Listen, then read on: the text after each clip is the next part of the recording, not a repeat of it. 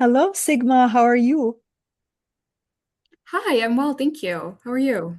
I'm doing well, thank you, and I'm very happy to meet you. It's my first time actually meeting you, although it's virtually, and hopefully I will get a chance to meet you in person. And I'm happy to have you as my guest today on Lawbreak, Sigma. Well, thank you so much for having me. I think I mentioned this to you earlier. I watched the show and I learned so much from it. So it's such a pleasure and honor to be here with you today. Well, thank you so much for watching the show. I'm very happy to hear that. And I'm happy that you're a guest now on my show. I want to put the spotlight on you today, have people know a bit more about you. You're a newer lawyer, and I just want people to be aware of you, to know what you're doing. And we'll chat a little bit about how it's going and how you became a criminal defense lawyer. Before we start, maybe you can introduce yourself and mention to us when your year of call, uh, where is it that you're based, Sigma, and what firm you work for? Yes, absolutely. So I am a 2023 call. So I'm about three-ish to four-ish years in now. So my practice is based in Toronto. I'm with the firm Posner Craig Stein, and I do practice criminal defense as well as civil litigation. And so, although we're based in Toronto, I'm sort of all over. I've had the pleasure of being in courthouses all over the province, really. And that's great experience, especially when you're new, to experience various jurisdictions. You get to learn a lot faster, I find, when you're practicing in different parts of the province. Yeah, absolutely. You get to see like whole new different populations. You get to meet the benches from all over the province, and you really get to internalize how judges are different depending on where they practice and where they are on the bench, as well as crowns. And another benefit is, I get to meet defense lawyers, senior defense lawyers all over as well. And that's so lovely because in lawyers' lounges all over the province, you get to meet lawyers who are more senior and can provide an insight depending on where they're based. And the culture is a little bit different, right? Like every courthouse or jurisdiction has its own mini culture. And it's nice to see the differences, I find. Oh, I agree. I totally. It's very nice. And another sort of like added benefit is you get to enjoy the nice scenery on the drives. Like I'm in Yeah. Oshawa right now. It was a lovely day to drive to Yeah, Oshawa. Great scenery in the way. So, yes, I completely agree. It's a really good experience to be able to be like a true litigator and sort of go to court anywhere. that's true. So, Sigma, tell us, how did you become, or why did you become a criminal lawyer? Was it a choice or was it So just my because, like, sometimes some people uh, say, well, I just got into it. What about your situation? So mine was actually a very active choice. I, out of law school, participated in on-campus interviews, which is sort of like the path of least resistance in law school. It sort of seems like everyone has to go through it, so I did as well. And I actually articled starting off in commercial litigation on Bay Street, and then I pivoted to a litigation boutique that practiced criminal law as well as civil litigation. Mhm. And I was so enamored with the type of cases and fact patterns from the criminal side, and really the benefit of how much you get to be in court as a criminal defense lawyer. Like, that That's is true. what I've always wanted to do. And so I interviewed with a criminal defense firm, very much made the choice to say, like, this is sort of what I want my practice to have as part, along with the civil litigation. But really, I wanted to be in court. I wanted to be with the fact patterns that you get in criminal law and the type of clients that you have exposure to. So that was really my journey into criminal law, and I'm really glad I made that step. Well, that's very interesting because, as you mentioned, criminal law is very heavy on the court work. We're very often in court, sometimes almost every day in court. And for some people, that's the least favorite part or aspect of the job because it is stressful. I mean, it's a lot of work. Yeah. I don't know about you, but I feel exhausted when there's court work, like especially if it's a trial. I don't think people realize how demanding it is, both physically and mentally. You get Yeah. really tired and brain dead after a day in court. So that's not something that you were afraid of, right? When you decided that you wanted to become a criminal defense lawyer. No, I wasn't scared of it at all. I was actually really excited about that, Mhm. although given I didn't realize, and I'm Yeah. realizing it more every Yeah. single day, that when you're in court all the time, you also have it's sort of a dual job because your full-time job is you're in court during the day, during business hours, but then you also have to take time outside of business hours to prepare for court to make sure That's you're true. bringing your best foot forward and you're doing justice to your clients, your case, and so it can feel very all encompassing. So maybe I was a little bit I don't want to say blind to it, but I think I was just so excited about the fact that I'd get to be in court all the time that I didn't consider how difficult it can be. And you're right, it can be very, very tiring. It's adrenaline all the time. Yes.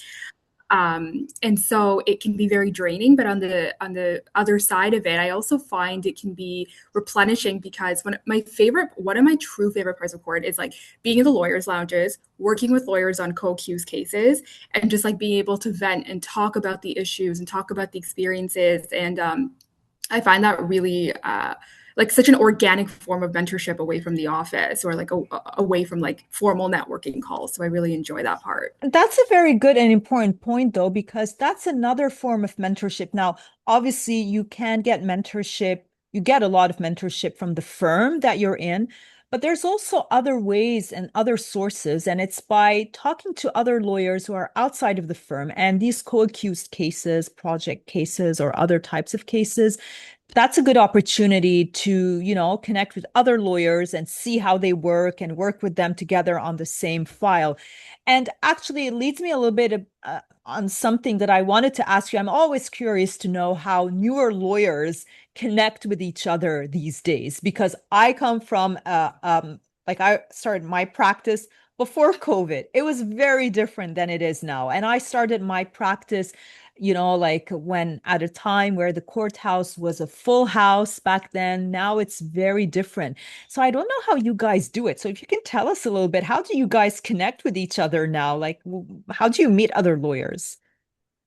So it's really a mixture of different things. I think I take advantage of any sort of events that like our bar organizations have. So like for Yeah, example, the Criminal Lawyers Association, they right. have like a recent And call all these event. networking events. Yes. Exactly. So that's like a formal way that we do it that I think Hmm. is very beneficial. And the other way, to be completely honest, is just it's almost like being like a new student and just like being in court and you see someone else that is like poring over something in the lawyer's lounge and so are you. Or for example, if a lot of lawyers I find that are in my year of call, we have mentors that we work with and we split up the case. So for example, if it's like a very difficult homicide case with a preliminary inquiry hearing, we often have the junior lawyers that'll do something like the prelim. And so if you have a question and you have co-accused counsel who's a question, you can see that you're sort of around the same year of call. They're also an associate, you're an Yeah.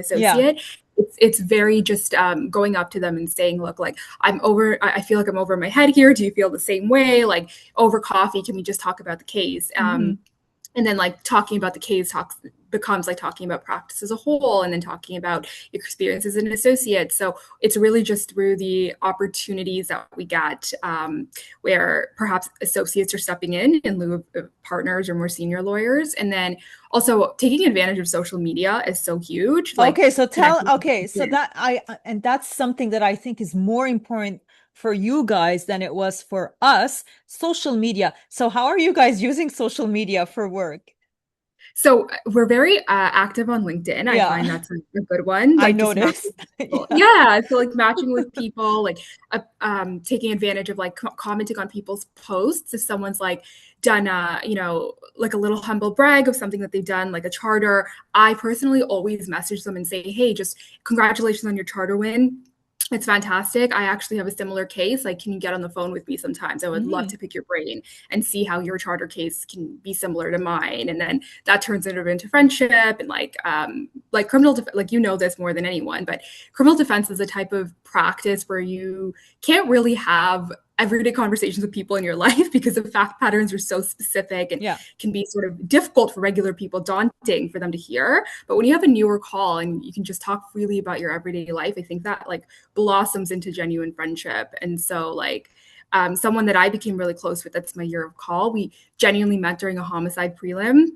We're both associates, and then we went off and got drinks, and now we're very close, and we just talk about like everyday life as an associate. And so social media and yeah, sort of working on cases. together. That's very nice. I'm very happy to hear that. And that's a nice way to connect and to take advantage of social media the right way, because there are many disadvantages to social Yeah. media, but that's definitely a very good and positive advantage that serves you on a professional level.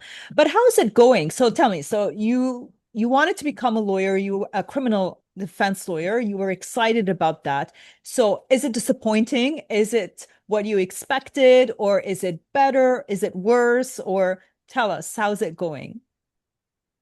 Honestly, it depends on the day. Yeah, I agree.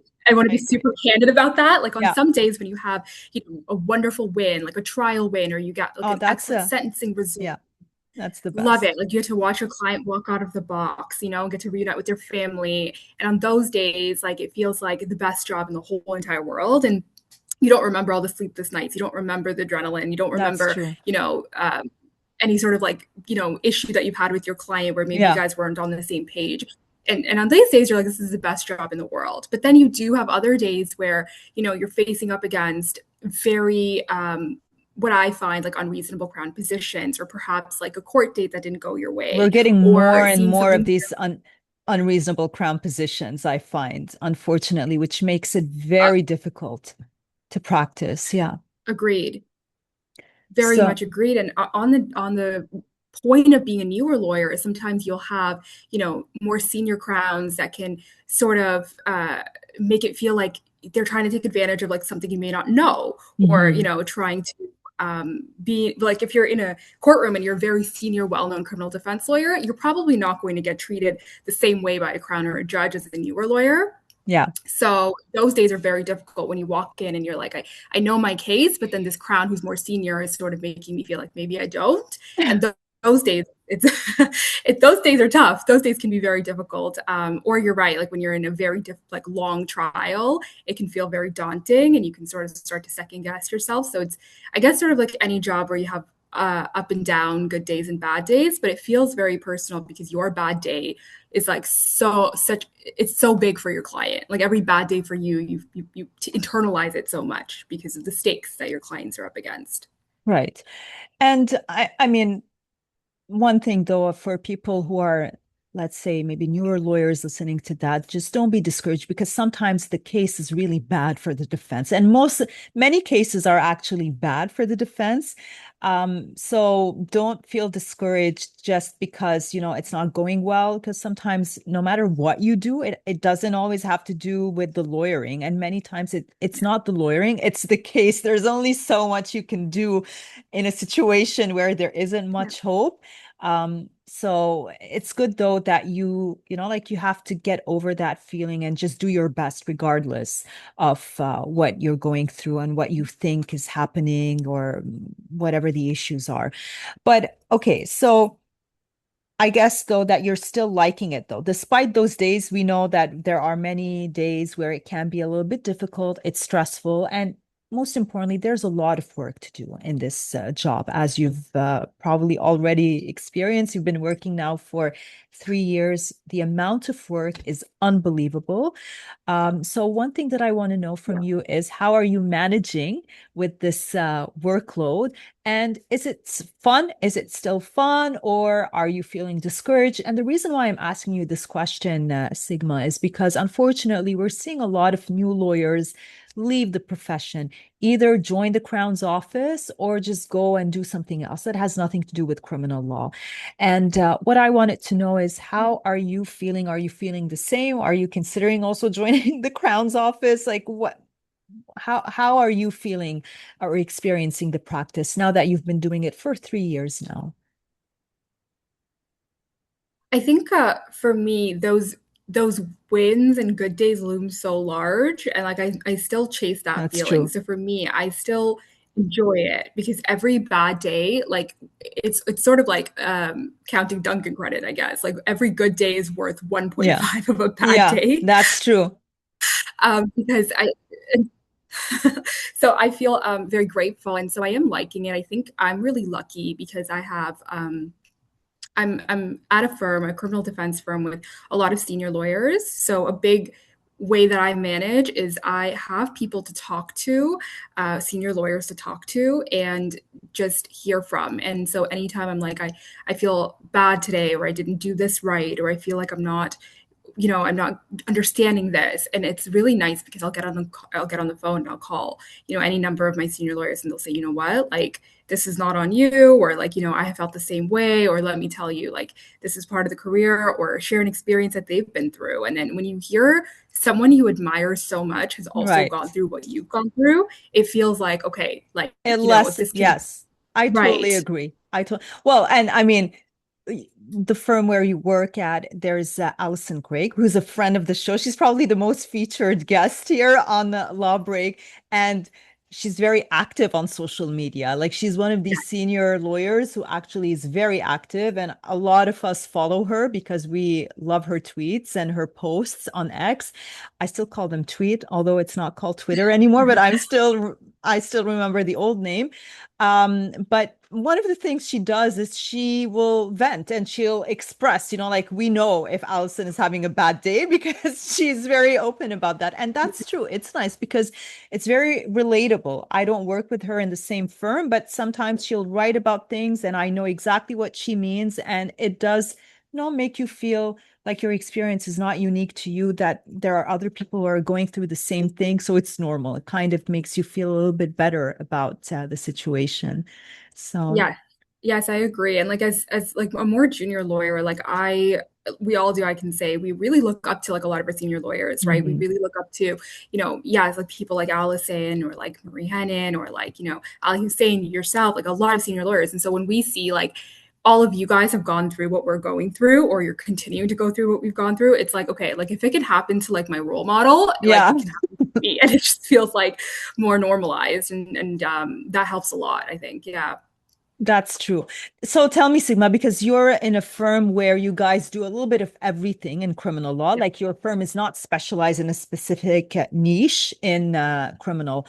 So what are the cases that you're liking or the ones that you don't like, or do you have any preference in terms of the type of criminal case that you work on?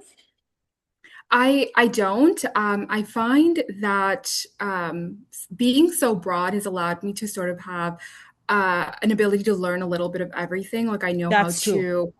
um, I know how to do it when there's a one crown witness case, or if there's multiple crown witness cases, or cases where my client will testify versus when my client won't testify. Mhm. So just that broadness is really nice. I think I really enjoy cases that have layers, in the sense that there's multiple avenues of defenses. So when there's a charter defense, as well as a possession defense, as well as, a credibility defense, I really like those because it allows you to sort of think like on multiple different levels. And then with respect to cases that I don't like, I don't think it's a case per se that I don't like. I think more for me, it's experiences. Like I don't Mhm. enjoy like I don't, not that I don't enjoy defending it, but it's a lot better for me. Like for example, when my clients are out of custody, both for them and for Right. me. I agree. You know, I I think that's a common feeling among yeah, like it's almost it's very difficult to prepare when your client is in custody. I totally agree. agree with that. But I Yeah, mean, agree. okay, so let's talk about that, about the challenges, because I don't think that people who are not criminal defense lawyers appreciate to what extent, and this is an important point that you're raising, because that explains why bail is so important. The Yes. reason why we as criminal defense lawyers, we do our best to get our clients out of custody before their trial. It's not just because it's certainly not to piss people off. Yeah. It's really because there's a huge difference between preparing a client who's in custody and who is out of custody. So since you mentioned that, so let's talk. What are the challenges? Let's explain what the challenges are. Oh, absolutely. I think one of the bigger ones, like not even from a lawyering perspective, but from a client perspective, if Mhm. someone wants a defense or a trial and they're out of custody, it is they're not they're not being pressured by any way because they're out of custody. Whereas if they're in custody and they're waiting for trial dates that are out months and months and months, they're more likely to want to resolve to a lesser plea That's deal. true. They're more likely to Even if want they have a good defense. even if they have a good defense. Agreed. And so in those kinds of cases, because the choice is always in the client's hands, even if you Right. think it's a really good defense, like all you can do is advise your client. But if someone is in custody and they're like, you know what, just do anything possible to get me out of here as soon as possible, it's sort of disappointing in that way, because you're like, you know what, I understand what you're saying, but there is a case here on the merits. So Hmm. that, I think people are just less inclined to want to fight all the way when Right. their barriers are that they're in provincial institutions that are just in horrible, horrible Yeah. conditions. And then the other is like with disclosure and being able to go through it in piece by piece with your client. Like you don't have all the time in the world when you have jail meetings. All these jails are sort of in faraway places, Right. and so driving there and booking in time to go through all the disclosure, to go through testimony. Like I think that that's very difficult. And just being in that sort of environment, I can't even imagine how it's like for our clients. But for me, like it's so jarring to have to like take off my shoes to go through security, and like just like that feeling of being like I'm not a criminal here, like I'm here to come see my client. Yeah. So like that environment, I think is very difficult as well for lawyers to make peace with. I totally agree. And you're limited in terms of how often you can communicate with the client. It's not like when they're out of custody, you can call anytime. Obviously, if the Right. client doesn't respond, that's something else. That's on them. But Yeah. you have the liberty to schedule whenever is good for you. Yeah. Whereas when they're in custody, you're kind of restricted by the jail timing. Right. Central North, I've had now a few clients there, one of the most horrible schedules ever. Like it's like Yeah. the time at which you can have a video. And for me, it's video because Central North is so far. I'm based in the East region. It's so Yeah. far for me to go and meet with them in person. And for the longest time, Right. they didn't even have video calls at Central Right. North. So it is really difficult and challenging. And it's unfair in a way for the clients who are in custody because they don't have the opportunity to prepare as well as the other clients. What are some of the other challenges that you find in the profession? That's a very important one that you just raised, Sigma. Mhm. But what are some of the other problems or difficulties in the practice? So I find like in criminal law, there are just so many different stakeholders. Like there's like obviously you as the defense lawyer, and then there's the crown and the judge and the jurist, and then there's police officers, there's Hmm. expert witnesses, there's just so many different people that you sort of have to, and in bail court, there's sureties, and there's so many different people that you have to wrangle together. And I find that that makes it so difficult because, especially for clients in custody, there's sort of this, I feel like miscommunication, and you're almost trying to do your best amidst chaos, because while you can Yeah. control your schedule and you can control your organization Yeah, and you can control what you want to do to move the case forward, you have to wait on all of these other different that's true. stakeholders, and it's very difficult to do that while managing a client that I think is like, up against one of the most scariest thing people could be up against, which is like, a very long time in custody. And so I think when you have clients who are just obviously scared and emotionally trying to deal with this, like to have to communicate with them, like, look, I'm doing everything I possibly can to move this case along, but it's not just me and you here. There are a million other people that we have to wrangle, a lot of other positions that we need to consider here. And so I find that very difficult. And it's interesting because like in my civil and commercial practice, like I'm sort of dealing with, and I hate to use this word, but it's used in law, like more sophisticated clients who have Hmm. experience dealing with. Like if you're sort of dealing with a business dispute in civil litigation, for example, you're dealing with someone who knows about the business world and who knows about their business. But in criminal law, like you're dealing with people who like are just well-meaning and they're just trying to live their life and they don't know what this is about. So for example, when you're dealing with a client who in bail court you need to find sureties, family members to come in to test for them. These are people that don't know about court systems. They've never had to come and testify. They don't know what it's like to talk to police and how to carry themselves in court. And so to manage all those emotions while they're obviously very scared for what they're dealing with, that can be so daunting and scary. And like just knowing that you're not just a lawyer and an advocate, you're also like a therapist and a social worker and a coach in court etiquette and all Yeah. of these different roles that you're playing. Yeah.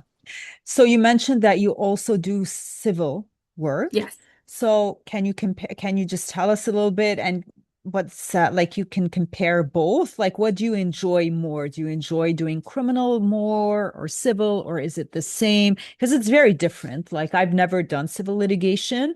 Um, I personally Mhm. am not interested at all in civil litigation, at least not for now. But I know that there are a lot of criminal lawyers who do both, who do criminal and civil.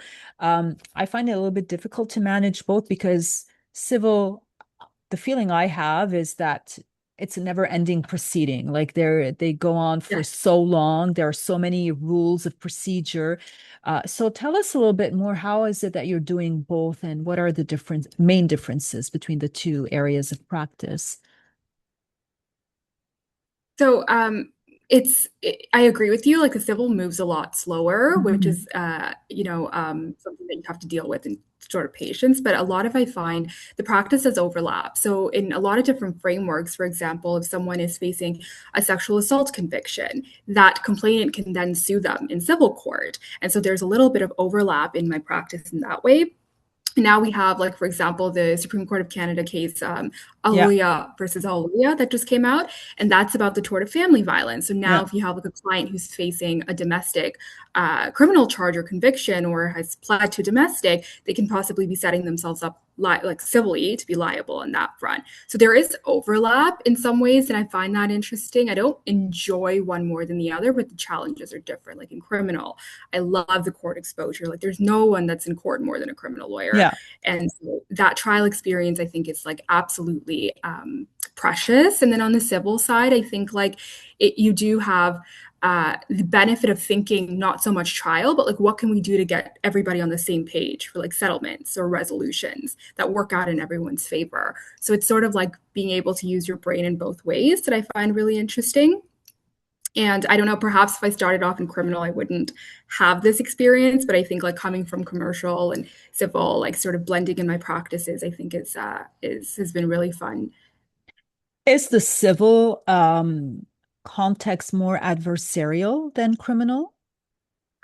I will, in my experience, I would say yes. Yes, One thing because I that's what I hear, but I wanted to yeah, confirm with someone who does practice in yeah, civil, and I hear there's more clashing yeah. in the civil context than in the criminal. So I'm interested to hear a bit more about that, if you can tell us, Yes. Sigma.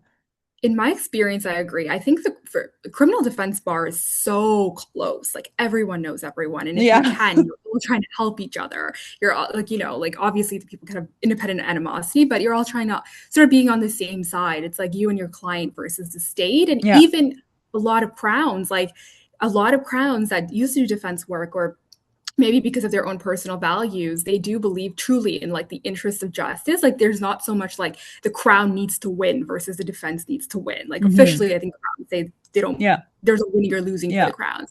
But in the civil context, like it's two different lawyers, both have clients that are expecting them to win. Like that Hmm. is what you have And to do paying them to win. Yeah. and paying them to win. And there's cost consequences. So it's very much like I think civil lawyers can internalize that. And it's like me against you. I have to win versus you have to win. Yeah. Whereas in the criminal system, it's very much like the crown doesn't win or lose. It's like what comes, you present the evidence and the crown Technically, though, like technically, I feel like more and more so now compared to yeah, before, I feel like there's more of a mentality on the crown side of we want yeah, to win, which I yeah. find is a little bit dangerous because, like you said, the crown doesn't win and doesn't lose. That's how it's Yeah. supposed to be. Yeah.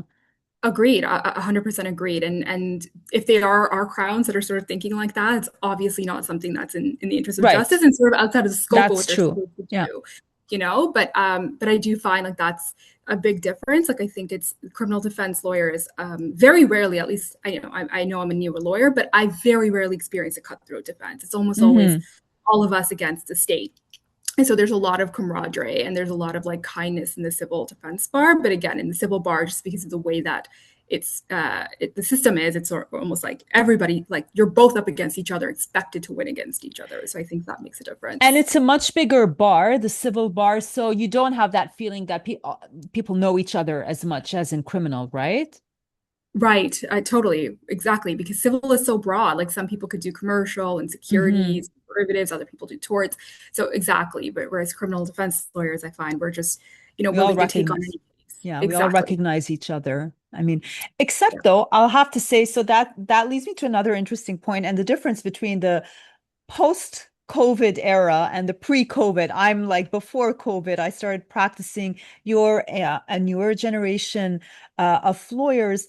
Um, I'm finding one of the sad things right now is that I just see a lot of new faces. I have no idea who they are.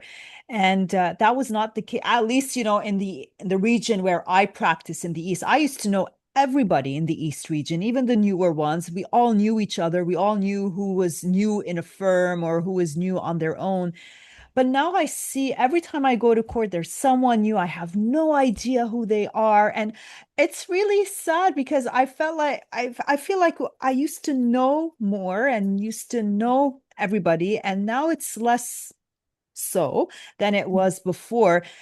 It seems like it's still better than on the civil side, though. But do you guys, like the newer lawyers, do you know everyone? Do you feel like you know all the lawyers in the profession? Like, tell me a little bit about that experience.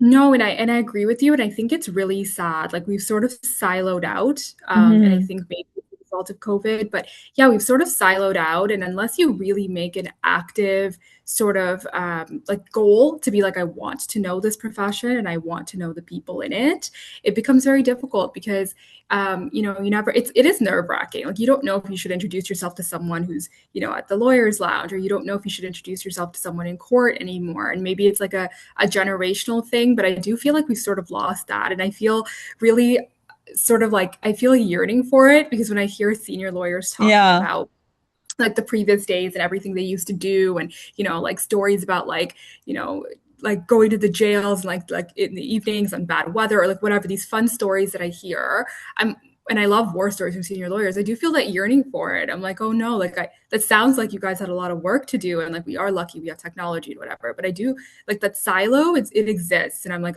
I wish we had that. I really do. I wish we had more of a way to connect with each other and not feel like this independent sort of siloed practice.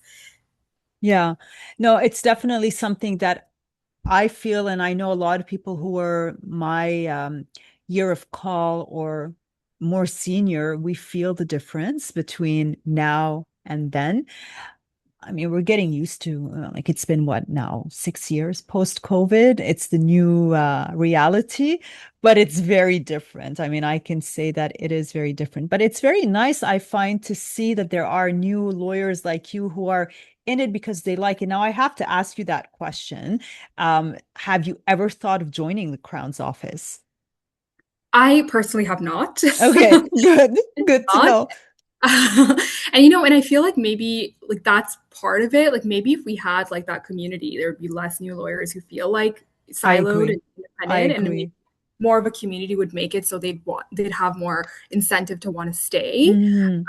I have never felt the pull to the Crown's office, to be completely honest with Yeah, you. But again, I'm very, very lucky because my journey in criminal law, like I said, I am with a firm. So because I am with one of the, I guess, like bigger boutiques in criminal law, because there's so many solos in criminal law, but I do have like, I have Richard, Allison, Gabriel, Fiona, Lance, like all of the partners of my firm, as well as associates. So I do feel like I still have the a benefit team. of hearing their Yeah, stories. there's a A team. team, right? Yeah. And the benefit of hearing their stories and the benefit of seeing what defense work can look like in my future, and how how uh, meaningful it can be. And I have someone I can look up and say, okay, like in 5 years, I'll be where they are. And it's still so meaningful for them. So if I just hang in there, I'll get there too. I want to ask you, Sigma, because you're in a firm that has very busy lawyers. All the partners are extremely busy. They're almost always in court. One of the challenges I think that for associates or newer lawyers in these types of firms is you don't actually have that much access to them as much as you would like to, right? Because they're always so busy doing a lot of work. So how are you getting that mentorship? And I know that that's one of the reasons why there are some mentorship programs that exist to give these like people like you or in other firms the opportunity to get extra mentorship if, the lawyers are way too busy. Now, there are many partners in your firm. So if one is unavailable, there's another. But still, they're still very busy. Like we Very all know busy. that they're always in court. So how can you develop that relationship with the partners who are? just as busy as the associate is. I think a lot of it just comes down to making yourself available and wanting to help on their cases. Like, I Hmm. think it's like making mentorship, it's kind of two-way street. Like, people want to provide mentorship even through busy schedules, but it's also like being open to it. Like, anytime like a very complex case comes in our pipelines, and I know, like, for example, this is a homicide or a project case. Like, there's a stay motion, I'll immediately like make my interest known. Like, Allison can attest to this. Like, I'll be like, Yeah. I've already reviewed the disclosure, like put me on this case, Yeah. and I know that through that way, like she will be busy with that case, but along with like sort of forcing myself on the case as well, I'll be able to get that mentorship from her through her work. Um, and then like I think a lot of newer lawyers just feel like you don't want to bother anyone. Like it feels like you're That's imposing, true. Yeah. you feel like I don't want to bother them, like I don't want to call, like, but I think like I take it at face value when senior lawyers say like if you need anything, call me. If you have questions, call me. And I try, like I obviously get the voice in my head, like, oh my goodness, like I've called 3 times already, like I don't want to call again. But then I remind myself, like, no, you know what? Like they told me I could call them. And so I will. So I think like just being open to that and like knowing that you just have to do what you have to do, and they've probably been in your shoes, and I'm sure like they've been in situations where they're like, I just have to keep calling my senior Of lawyer. course. Yeah. Yeah. So just being mindful of the fact that even though you don't want to bother them, like they did say like call me if you need anything, so like taking that at face value and like running with it and being appreciative of the fact that they make themselves available.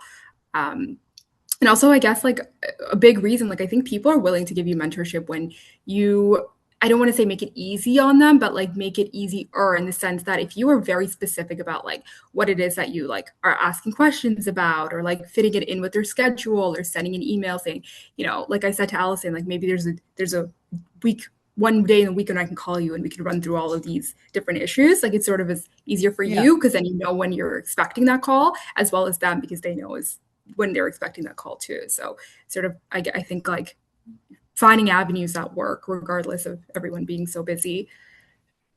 Well, that's very nice. Like I really like the determination that you have and that you're fearless. That's very nice. And those are very important qualities to have when you are a criminal defense lawyer. You have to not be afraid of asking and doing things and going for what you want. So this is really very nice. Like I like seeing that in you, Thank Sigma, you. and I can see that like you have everything it takes to become an excellent criminal lawyer, a criminal defense lawyer specifically. We want to focus here on criminal defense as opposed to crown, but it's really very nice to see that, especially in someone who's just, only been practicing for 3 years and you still have that. So, do you still feel, despite, like you mentioned, there are days where it's a little bit difficult or it's stressful or it's not as enjoyable, but you still have that passion for criminal defense and the practice? I do. And I think there's going to be days when maybe, it flickers out a little bit. Like Hmm. so, today I'm on a high because like I just saw my client walk out of the prisoner's box. So maybe Yeah. I'm just like I have the energy of a positive Yeah. day today. Yeah. Maybe if we Well, were it's talking good we're having this interview on this day then, because it's always better when, you have a good day in court. right. And maybe if we were talking on a different day would be a different outlook. But I think like as long as exactly what you said, like as long as you can find that passion and your why of wanting to do it, it's important that you put that at the front of your, I guess, purpose. So for now, yeah, I am still liking it. I like I'm a very young call, so I don't know what it'll look like in 5 years or 10 years out. But for now, I think there's still just so much to learn, and I'm really enjoying the process. Oh, you'll always be learning. I've been practicing for more and I still feel like I don't know anything. So this is one area where there's always so much to learn. It keeps changing. And obviously, as you've noticed, the law changes a lot. So even the things that you know now, they may be very different in a few years from now. So that it's the suspense never ends in criminal law. Like it's always, like evolving and changing, and it keeps it exciting, I find. Sigma, I want to thank you so much for taking the time to chat with me and to tell us a bit more about what you do. I'm very happy to have had you as a guest, and I really hope to have you again as a guest on Law Break, and we'll be talking more in the future. So keep me posted, and I can't wait to interview you again. It was really a pleasure to chat with you today. Oh, thank you. It was such a pleasure to be on here. And like when you're in Toronto, of course, let Oh, us for know. I would sure. love to see you in For person. sure. I will for sure let you know. Thank you so much, Sigma. Thank you.